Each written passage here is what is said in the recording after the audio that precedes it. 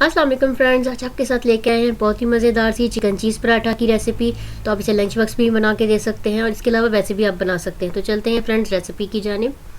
सबसे पहले मैंने एक बाउल लिया, उसमें 1 कप मैंने आटा शामिल किया है और 1 कप मैं मैदा शामिल कर रही हूँ। आटा मैंने जो है वाइट वाला आटा शामिल किया है, थोड़ा सा नमक शामिल किया, 2 टेबलस्पून घी के शामिल कर रही हूँ। आप ऑयल भी शामिल कर सकते हैं। अब रूम टेम्परेचर के पानी के साथ मैंने इसे जो है गूंद लिया है मैंने इसे, और इसे हम रेस्ट देंगे, तभी हमारे बड़े अच्छे पराठे बनेंगे। तो आप देख सकते हैं मैंने इसे गूंद लिया। फिर थोड़ा सा हम घी लगाएंगे, ऑयल लगाएंगे और इसे कवर करके आप रख दें।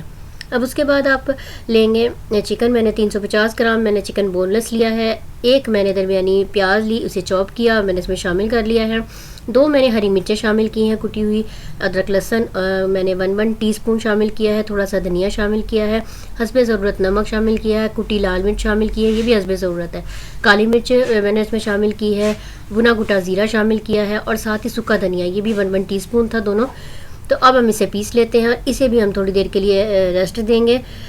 चलें, अब जी आटा हमारा रेस्ट हो चुका है। मैंने इसकी बना ली है, लुइयाँ बना ली हैं। देख सकते हैं मैंने 6 इसके जो है कट लगाए हैं और हम इनके पेड़े बना लेंगे और इन्हें रेस्ट देंगे। उसके बाद हम एक पेड़ा बेलेंगे और थोड़ा सा खुश्क आटा डालकर उसके बाद हम इनमें घी लगाएंगे और उस पर भी थोड़ा सा खुश्क आटा डालेंगे और इसे हम कट लगाएंगे। और कट लगा कर तो हम देख सकते हैं मैंने कैसे इसे रोल किया है। इस पर भी हमने थोड़ा सा घी लगाया। फोल्ड करने के बाद थोड़ा सा मैदा छिड़का हमने, या आटा छिड़क सकते हैं आप। उसके बाद हम इसे ऐसे फोल्ड करेंगे और इसकी एक कोन सी हम बना लेंगे, देख सकते हैं आप। और उसके बाद हमारा ये देखें पेड़ा हो गया है रेडी। इसे हम थोड़ा सा रेस्ट देंगे।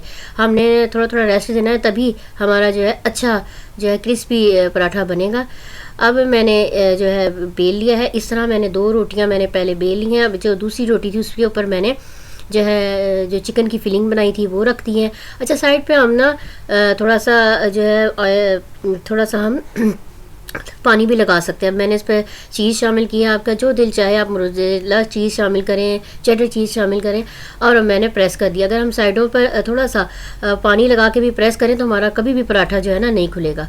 अब मैंने तवा को गर्म किया है, थोड़ा सा घी ऐड किया है और अब मैं शामिल कर रही हूँ पराठे को।